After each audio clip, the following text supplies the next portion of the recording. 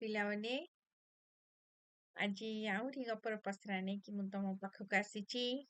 ଆଶା ଆହୁରି ଗପ ଶୁଣିବା। ଏ ଗପଟିକୁ ର ନାଁ ହଉଛି ଚେତନାରେ ମଣିଷ ହୋ। ତୁମମାନଙ୍କୁ ବଡ ଅଡୁଆ ଲାଗୁଥିବ ଯେ କଣ ମୁଁ କହୁଛି ଚେତନାରେ ମଣିଷ ହୋ। ଠାଟ୍ ତୁମର ଭାବନାଟା ମଣିଷ ହୋ। ଗପଟି ଶୁଣା ଆଗ। ଥରେ ଜଣେ ସନ୍ନ୍ୟାସୀ ଥିଲେ ଜଙ୍ଗଲରେ। ତମାନେ ଜାଣିଛ ଜଙ୍ଗଲ ହଉଛି ଆମର ସଂସ୍କୃତିର ମୂଳ ଉତ୍ସ। ତେଣୁ ଆମର ଭାରତୀୟ ସଂସ୍କୃତି ହିଁ ଆରମ୍ଭ ହେଇଛି ଜଙ୍ଗଲ ଜୀବନରୁ। ତେଣୁ ମୁନି ଋଷି ସାଧୁ ସନ୍ନ୍ୟାସୀ ମାନେ ଜଙ୍ଗଲର ନିରବତା, ଜଙ୍ଗଲର ନୈସର୍ଗିକ ଭାବର ପ୍ରକୃତିର ସୌନ୍ଦର୍ଯ୍ୟ, ନୈସର୍ଗିକ ପରିବେଶକୁ ରେ ଈଶ୍ୱର ଆରାଧନା କରିବାକୁ ଭଲ ପାଆନ୍ତି। ସେଥିପାଇଁ ସେମାନେ କୋଉଠି ରୁହନ୍ତି ନା ସମସ୍ତେ ଜଙ୍ଗଲରେ ଯାଇକି ସାଧୁ ସନ୍ନ୍ୟାସୀ ମାନେ ରୁହନ୍ତି। ମୋର ଗୋଟେ କଥା, ଥରେ ଜଣେ ସନ୍ନ୍ୟାସୀ ବସିଛନ୍ତି ତାଙ୍କର କୁଟୀରରେ। ଏହି ସମୟରେ ଦେଖିଲେ ଗୋଟେ ବାଘ ହରିଣକୁ ଗୋଡେଇଛି ଖାଇବା ପାଇଁ। ତାଙ୍କରି ଆଗରେ ହରିଣଟି ବଡ ଭୀତତ୍ରସ୍ତ ହୋଇ ବଡ ଡରି ମରିକିରି ତାଙ୍କ କୁଡିଆ ପଛପଟେ ଲୁଚିଗଲା। ବାଘଟା ଗୋଡେଇକିରି ଆସିଲା।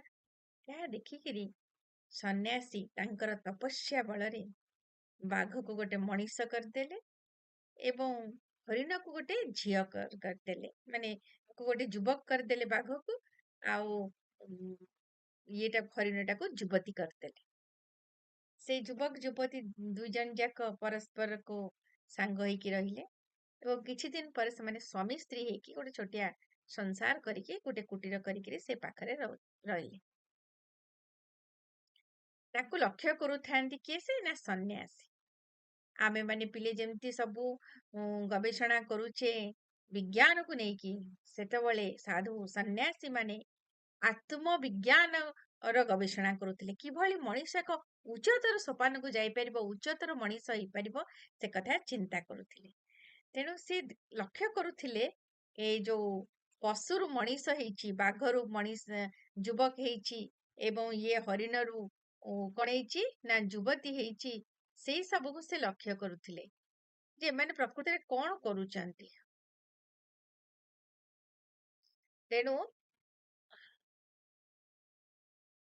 ତେଣୁ ସେମାନେ କଣ କରିଲେ ନା କିଛି ଦିନ ତାଙ୍କୁ ଲକ୍ଷ୍ୟ କଲେ। ଏଇ ଯୋଉ ଝିଅଟି ହରିଣ ହେଇଛି ଭାରି ଶାନ୍ତ ସ୍ୱଭାବର ହେଇଛି। ସେ ସବୁଦିନ କଣ କରେ, ସୁନ୍ଦର ସୁନ୍ଦର ଫୁଲ ସବୁ ଆଣିକିରି ଫୁଲ ଗୁନ୍ଥେ ଏବଂ ଭାରି ଶାନ୍ତ ନମ୍ର ହେଇଛି, ଯିଏ ହରିଣରୁ ଝିଅ ହେଇଛି। କିନ୍ତୁ ଇଏ ବାଘଟା ପୁଅ ହେଇଛି। ତେଣୁ ଏ ପୁଅଟି କଣ କରେ, ଯୁବକ ଜଣକ ସବୁବେଳେ ଛୋଟ ଛୋଟ ଠେକୁଆ, ଛୋଟ ଛୋଟ ଯୋଉ ପଶୁ ପକ୍ଷୁ ମାରିକିରି ଆଣିକିରି ଏଇ ଯୋଉ ହରିଣ ଝିଅ ହେଇଛି ତାକୁ କହେ ତମେ ରାନ୍ଧିକି ଖାଇବାକୁ ଦେ, ତାକୁ ରାନ୍ଧେ। ଦିନେ ବହୁତ ଦିନେ ଏମିତି କରୁଥାଏ, ବଡ ବ୍ୟସ୍ତ ହେଇକି ଦିନେ ସେ ଯୋଉ ତାର ସ୍ତ୍ରୀ ଯିଏ ଯୋଉ ହରିଣଟା ଝିଅ ହେଇଛି, ଯୁବତୀ ହେଇଛି, କହିଲା ତୁମକୁ କଣ ଦୁଃଖ ଲାଗୁନି? ଏତେ ଛୋଟ ଛୋଟ ଜୀବକୁ ତୁମେ ସବୁବେଳେ ମାରିକି ଆଣିକି ଖାଉଛ ଏବଂ ମାରୁଛ, ତମକୁ କଷ୍ଟ ଲାଗୁନି?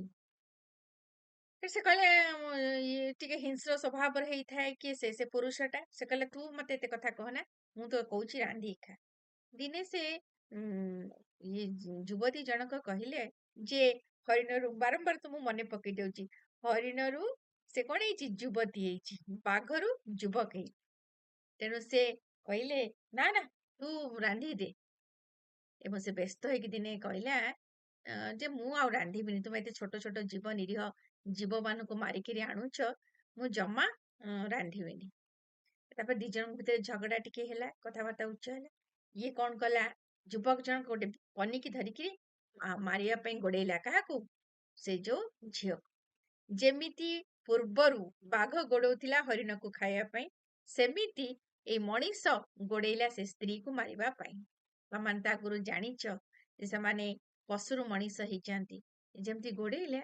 ତାପରେ ଇଏ ସେଠୁ ଆକୁ ଲକ୍ଷ୍ୟ କରୁଛନ୍ତି, କିଏ ସେ ନା ସନ୍ନ୍ୟାସୀ ଜଣକ। ସେ କହିଲେ ନା ନା, ଖାଲି ଶରୀରରେ ମଣିଷ ହେଇଗଲେ ହବନି, ମୁଁ ସିନା ବାଘଟାକୁ ମଣିଷ କରିଦେଲି ଏବଂ ହରିଣଟାକୁ ଯୁବତୀ କରିଦେଲି, କିନ୍ତୁ ତାଙ୍କର ମନୋଭାବଟାକୁ ତ ମୁଁ ବଦଳେଇ ପାରିଲିନି ନା, ଖାଲି ଶରୀରରେ ସେମାନେ ମଣିଷ ହେଇଗଲେ କିନ୍ତୁ ଚେତନାରେ ମଣିଷ ହେଲେନି, ଭାବନାରେ ମଣିଷ ହେଲେନି। ମଣିଷ ହବା ପାଇଁ ଯୋଉ ମଧୁରତା ଦରକାର, ଯୋଉ ମଣିଷ ପଣିଆ ଦରକାର, ସେଇଟା ତ ତାଙ୍କ ପାଖରେ ଆସିଲାନି ନା। ଖାଲି ପଶୁରୁ ମଣିଷ ହେଇଗଲେ କଣ ହବ? ଠିକ ସେଇ କଥା ପିଲେ, ଆମେ ଖାଲି ଶରୀରରେ ମଣିଷ ହେଲେ ହବାନି, ଚେତନାରେ ମଣିଷ ହବା, ଅର୍ଥାତ୍ ଆମେ ଭାବନାରେ ମଣିଷ ହବା ଦରକାର। ଆମ ଭିତରେ ସମସ୍ତ ମାନବୀୟ ଗୁଣ, ଦୟା, କ୍ଷମା, ଧୈର୍ଯ୍ୟ, ପ୍ରେମ, ସ୍ନେହ, ସହାନୁଭୂତି, ପରୋପକାର, ସେବା ମନୋଭାବ, ଏଇ ସବୁ ଆମ ଭିତରେ ରହିଲେ ହିଁ ଆମେ ପ୍ରକୃତ ମଣିଷ ହବା। ଖାଲି ଶରୀରରେ ସୁନ୍ଦର ହେଇକି ଗଲେ ଆମେ ମଣିଷ ହେଇପାରିବା ନାହିଁ। ବୁଝିଲା ତ? ତେଣୁ ଆଜିର ଗପର ନାଁ ଥିଲା କଣ? ଚେତନାରେ ମଣିଷ। ଆଜି ଏଇଠି ରଖୁଛି ଗପକୁ। ତେଣୁ ଆମେ ସମସ୍ତେ ଆମର ଭାବନାରେ ମଣିଷ ହବା, ବ୍ୟବହାରରେ ମଣିଷ ହବା, ଖାଲି ଶରୀରରେ ମଣିଷ ହେଇଗଲେ ହବନି। ଏଇଥାଉ ଆଜିର ଗପ। ପୁଣି ନେକ୍ସଟ କ୍ଲାସରେ ଆମେ ନେକ୍ସଟ ଦିନ କାଲି ପୁଣି ଆଉ ଥରେ ଗପ ଶୁଣିବା।